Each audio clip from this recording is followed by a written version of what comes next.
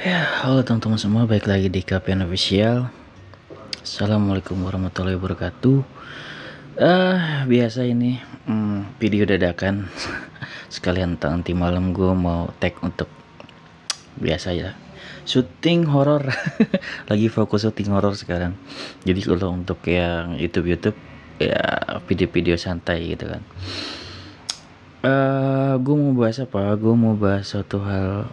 Jadi tentang kolaborasi ya teman-teman. Jadi teman-teman tuh bisa kolaborasi sama siapa aja, tapi gue di sini mau kasih tahu tentang sebuah kolaborasi yang paling efektif ya. Jadi apa yang biasa gue lakuin adalah ya kolaborasi ke sesama pemula ya. Itu efektif atau enggak efektif ya, tetap efektif teman-teman, berbagi subscriber gitu kan. Bisa saling berbagi subscriber antar channel gitu kan. Seperti itu untuk kolaborasi, itu bisa teman-teman lakuin juga. Tapi di sini gue mau kasih tahu tentang kolaborasi yang paling efektif menurut gue ya. Jadi menurut gue kalau teman-teman mau kolaborasi yang paling efektif, yaitu ya teman-teman harus berkolaborasi ke channel yang lebih besar gitu. Misal ya kalau teman-teman dananya ada, waktunya ada. Kalau misalkan channel kayak gue, misalkan channel tutorial itu langsung aja meluncur ke Instan Tutor gitu, ke apa namanya, ke Bali gitu. Ya kalau teman-teman ada dana, mungkin alirannya mungkin bisa ilmunya ngambil dari DNGC, ya bisa berkolaborasi dengan DNGC, samperin gitu. Misalkan teman-teman dananya juga ada dan bisa untuk diatur gitu kan, ya kenapa enggak gitu. Itu efektif menurut gue, efektif lebih efektif seperti itu. Jadi kalau bahasa kasarnya ya kita mungkin pansos gitu ya ke channel besar, tapi itu emang efektif.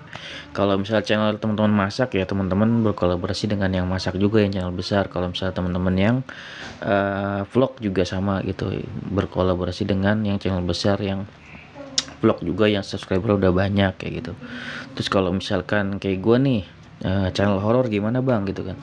Menurut gue ya kalau channel horor itu kolaborasi dengan channel besar juga, dengan cara kita bercerita gitu sebagai narasumber. Misalkan banyak lah kan channel-channel horor gitu kan, juga banyak di Jakarta, Tangerang juga kan banyak ya yang sudah besar tuh channel-channelnya gitu kan.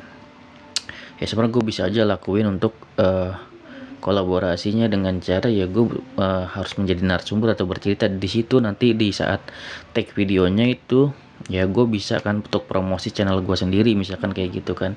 Di misalkan gue promosiin channel gue Ruang Misteri setelah gue bercerita gitu, dan situ udah pasti banyak tuh orang-orang yang tadinya ratusan ribu subscriber atau jutaan subscriber, ya minimal kan beberapa ribu orang itu akan datang ke channel gue untuk ngeliat gitu kan.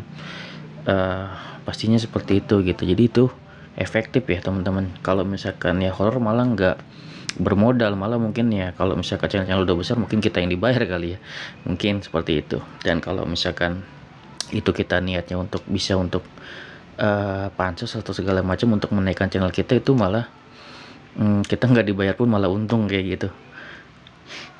Kalau misal di horor ya teman-teman. Jadi itu bisa dijalanin tuh kalau misalkan teman-teman, balik lagi ya, kalau misalnya emang punya dana atau memang berniat untuk kolaborasi secara yang paling efektif, ya teman-teman harus berkolaborasi niatinnya ke channel-channel besar, bukan ke channel-channel kecil gitu. Kalau ke channel kecil ya teman-teman berputar di situ aja, tapi kalau ke channel besar yang sudah memiliki ratusan ribu subscriber atau jutaan subscriber, itu otomatis yang datang ke channel kita juga nggak sedikit gitu, pasti banyak kayak gitu aja sih. Ini gue mau nyampain hal yang singkat kayak gini, tapi gue rasa ya teman-teman bisa mulai dengan apa yang gue lakuin gitu, yaitu ya mulailah dari kecil-kecil dulu, misalkan dengan channel-channel sama pemula dulu. Nanti kalau teman-teman emang udah ada niatan gitu kan, waktunya ada dan dananya ada, atau udah niatnya juga udah gede gitu kan, teman-teman bisa lakuin tuh untuk berkolaborasi dengan channel besar untuk benar-benar ngembangin channel teman-teman gitu, untuk lebih lebih maju lagi. Ini menurut gue masuk akal ya, menurut gue pasti teman-teman juga bisa nerima gitu kan untuk hal ini. Jadi hal ini juga dilakukan oleh youtuber besar dulu ya, kayak misalkan food blogger nih, misalkan kayak